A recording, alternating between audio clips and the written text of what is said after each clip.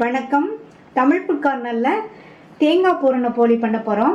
இந்த போலிக்கு வைக்க வேண்டிய பூரணத்தை ஈஸியான மெத்தடில் தயார் பண்ணி நம்ம இந்த போலியை செஞ்சுருக்கோம். இது வரைக்கும் தமிழ் ஃபுட் கார்னர் சேனலை சப்ஸ்கிரைப் பண்ணாதவங்க சப்ஸ்கிரைப் பண்ணிக்கோங்க. இந்த மிக்சிங் பவுலில் 1.5 கப் மைதா மாவு, 1/4 டீஸ்பூன் உப்பு, 1/2 டீஸ்பூன் மஞ்சள் தூள் எல்லாத்தையும் நல்லா ஒன்றா மிக்ஸ் பண்ணி விட்டுட்டு கொஞ்சம் கொஞ்சமாக தண்ணி சேர்த்து சப்பாத்தி மாவை விட தளர்வாக பிசைஞ்சுக்கணும்.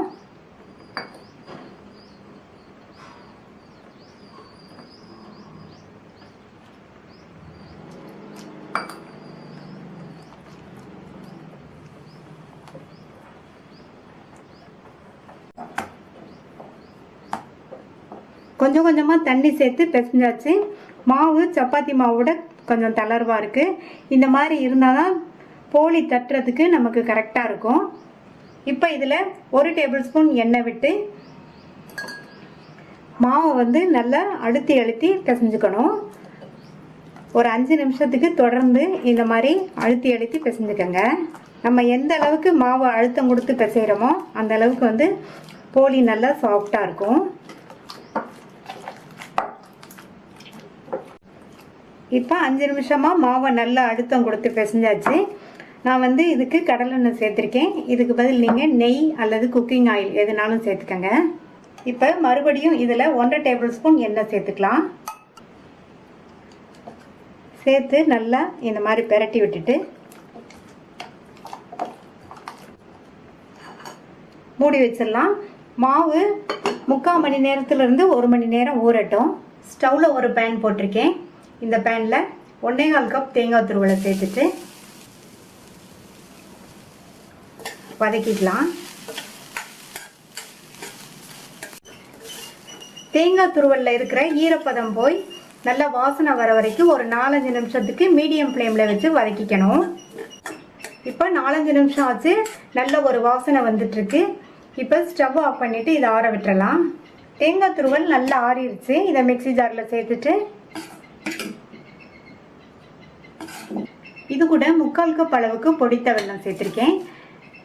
நீங்கள் வெல்லம் வாங்கும்போது கல் மண் எதுவும் இல்லாத சுத்தமான வெல்லமாக வாங்கிக்கோங்க.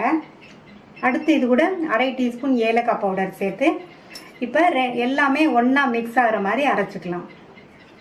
எல்லாம் நல்லா ஒன்றா மிக்ஸ் ஆகிற மாதிரி அரைச்சாச்சு. நம்மளுடைய பூரணம் ஈஸியாக ரெடி ஆயிடுச்சு. இப்போ இது கூட 1/2 டேபிள் ஸ்பூன் நெய் சேர்த்து நல்லா ஒரு தடவை பிசைஞ்சுக்கலாம்.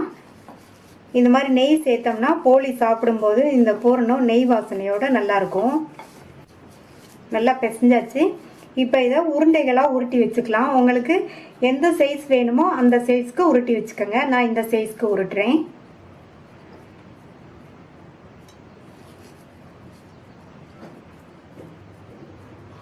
இதே மாதிரி எல்லாத்தையும் உருட்டி வச்சிடலாம். போலிக்கு மாவு பிசைஞ்சு வச்சு 1 மணி நேரம் ஆச்சு. மாவு நல்லா ஊறிடுச்சு. இதை மறுபடியும் நல்லா ஒரு தடவை பிசைஞ்சிட்டு உருண்டைகளாக பிரித்து வச்சிடலாம்.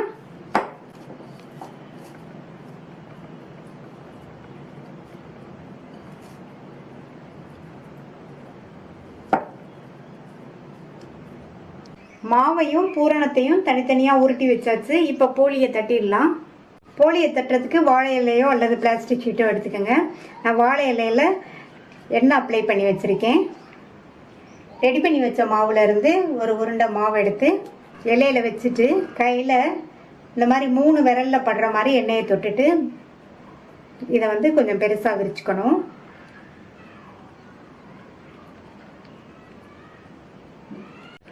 இந்த மாதிரி விரிச்சிட்டு ரெடி பண்ணி வச்ச பூரணத்தை இதில் வச்சிடலாம். எப்போவுமே பூரணம் கொஞ்சம் தாராளமாக வச்சுக்கணும். அப்போ தான் போலி சாப்பிட்றதுக்கு நல்ல டேஸ்ட்டாக இருக்கும். இப்போ இந்த மாதிரி க்ளோஸ் பண்ணிவிட்டு மேலே உள்ள இந்த எக்ஸஸான மாவை மட்டும் எடுத்துடலாம். க்ளோஸ் பண்ண பக்கம் இந்த சைடு வர்ற மாதிரி திருப்பி போட்டுட்டு மறுபடியும் விரலில் லைட்டாக எண்ணெயை தொட்டுட்டு இதை நல்ல பெரிய ரவுண்டாக விரிச்சுக்கணும்.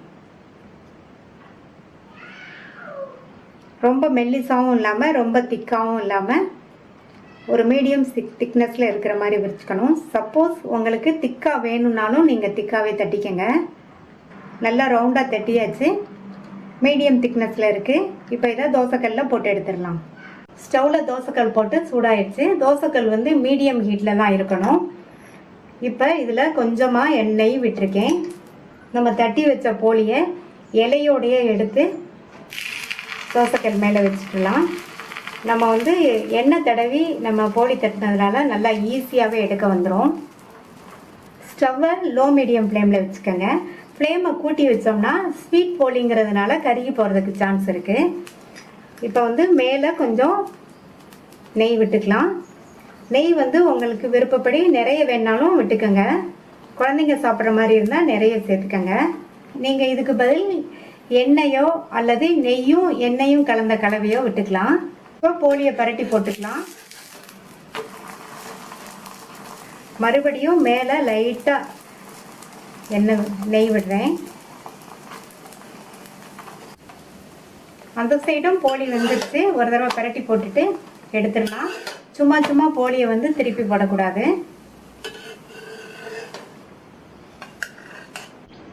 ரொம்ப ஈஸியாக பண்ணக்கூடிய டேஸ்டான தேங்காய் பூரன் போலி ரெடி ஆயிடுச்சு.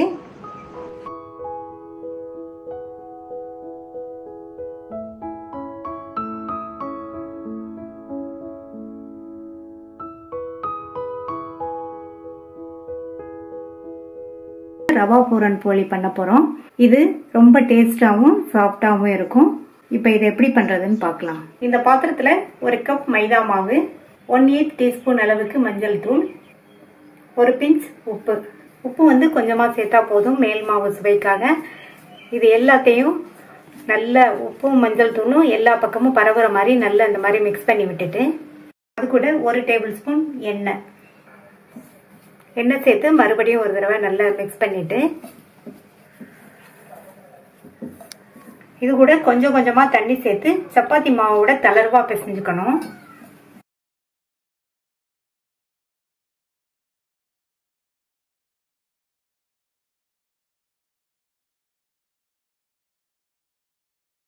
மாவு பிசைஞ்சாச்சு. சப்பாத்தி மாவோட இந்த மாதிரி நல்ல தளர்வாக இருக்கிற மாதிரி பிசைஞ்சுக்கணும். இது கூட மறுபடியும் ஒரு 1/2 டேபிள் ஸ்பூன் எண்ணெய் விட்டு பிசையணும். நல்லா இந்த மாதிரி அழுத்தி அழுத்தி பிசையணும். நம்ம இந்த மாதிரி பிசைகிறது தான் போலியே நல்ல சாஃப்டாக இருக்கும். இந்த மாதிரி 2 நிமிஷம் தொடர்ந்து பிசைஞ்சுக்கங்க. இந்த மாதிரி அழுத்தி அழுத்தி பிசைஞ்சிட்டு மறுபடியும் ஒரு 1/2 டேபிள் ஸ்பூன் எண்ணெயை விட்டு நல்லா இந்த மாதிரி பெரட்டி விட்டு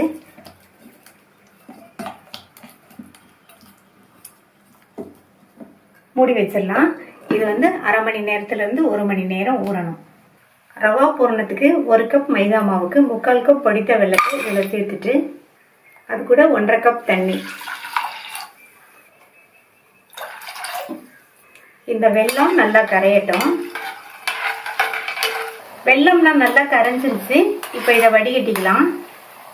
இந்த பேனில் 1/2 டேபிள் ஸ்பூன் நெய் உருகினதும் 1/2 கப் ரவை, 1 கப் மைதாக்கு 1/2 கப் ரவை. இதை இந்த நெய்லேயே நல்லா வாசனை வர வரையும் வறுத்துக்கணும். ரவை நெய்லேயே வறுபட்டு நல்லா வாசனை வந்துருச்சு. இது கூட நம்ம வடிகட்டி வச்ச வெள்ளை கரைசலை சேர்த்துக்கலாம்.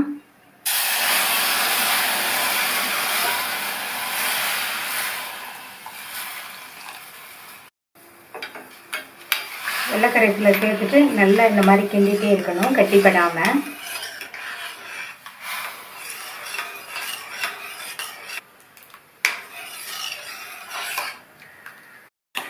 ரவை நம்ம ஊற்றின வெள்ளை கரைசலை எல்லாம் எடுத்து வெந்து கெட்டியாகி வரும். அது வரைக்கும் கிண்டிகிட்டே இருக்கணும். சேர்த்த வெள்ளை கரைசல் எல்லாம் ரவை இழுத்து ஆல்மோஸ்ட் ரெடி ஆயிடுச்சு. இன்னும் 1 நிமிஷம் மட்டும் இருக்கட்டும். ரவை வெள்ளை கரைசலெல்லாம் எடுத்து நல்ல கரெக்டான பக்குவத்தில் இருக்குது.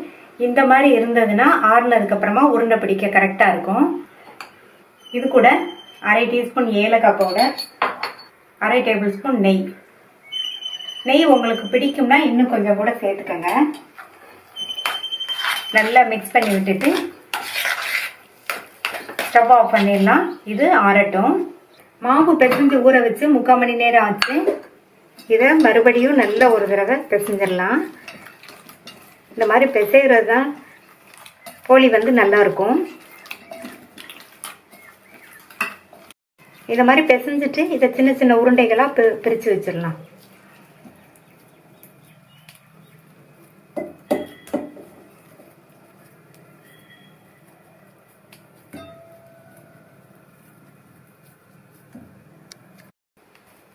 இதை மாதிரி எல்லாத்தையும் பிரித்து வச்சாச்சு. ரவா பூரணம் ஆறிடுச்சு. கையில் எண்ணெயோ நெய்யோ தொட்டுட்டு இதை வந்து உருண்டைகளாக உருட்டி வச்சுக்கலாம். இந்த அளவு எடுத்திருக்கேன்.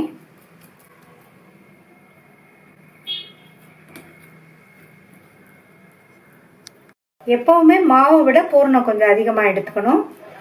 அப்போதான் மாவில் பூரணம் வச்சு தட்டும்போது பூரணம் எல்லா பக்கமும் பரவி போலி சாப்பிடும்போது நல்லா டேஸ்டாக இருக்கும். இதே மாதிரி எல்லாத்தையும் பிரித்து உருண்டையாக வச்சிடலாம். எல்லா பூரணத்தையும் உருட்டி வச்சாச்சு. போலியை தட்டிடலாம். வாழை இலையோ அல்லது பிளாஸ்டிக் ஷீட்டோ எடுத்துக்கோங்க. நான் பிளாஸ்டிக் ஷீட் எடுத்திருக்கேன். அதில் எண்ணெயை அப்ளை பண்ணிவிட்டு ரெடி பண்ணி வச்ச மாவுலேருந்து ஒரு உருண்டை மாவு எடுத்து வச்சுட்டு ஃபஸ்ட்டு வந்து சின்ன ரவுண்டாக விரிச்சுக்கணும். ஒரு பூரணத்தை உள்ளே வச்சுட்டு க்ளோஸ் பண்ணிடலாம்.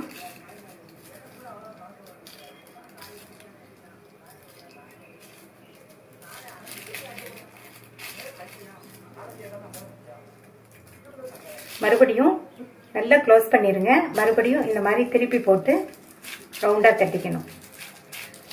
மாவு நல்லா பிசைஞ்சதுனால தட்டுறதுக்கும் நல்லா வருது பாருங்க. நல்லா பெருசாக பிரித்து தட்டிக்கலாம்.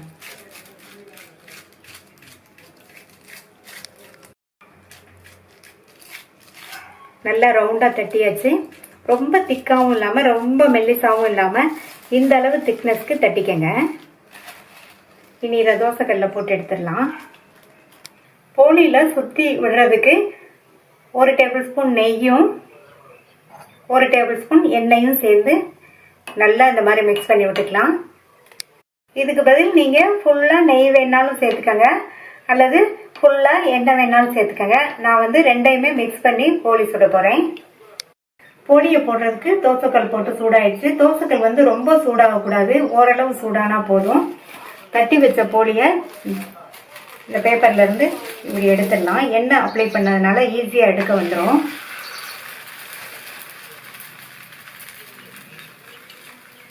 போலியை சேர்த்ததுக்கு அப்புறமா ஸ்டவ்வை வந்து மீடியம் ஃப்ளேமில் வச்சுக்கோங்க. மேலையும் சுற்றியும் கொஞ்சமாக எண்ணெய் நெய் கலவையை ஊற்றியாச்சு. ஒரு சைடு வேகணும். ஸ்டவ்வை மீடியம் ஃப்ளேமில் வச்சுக்கோங்க. ஸ்வீட்டுங்கிறதுனால வேகமாக வெந்துடும். ஒரு பக்கம் வெந்துருச்சு, திருப்பி போட்டுக்கலாம்.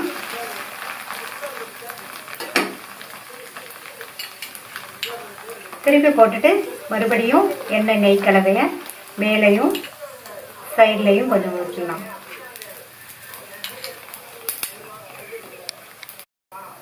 அந்த சைடும் வெந்துருச்சு. ஒரு தடவை இந்த மாதிரி பெரட்டி போட்டுட்டு எடுத்துடலாம். சூப்பராக டேஸ்டான சாஃப்டான ரவா பூரண் போலி ரெடி ஆயிடுச்சு. மீதி உள்ளதையும் போட்டு எடுத்துடலாம்.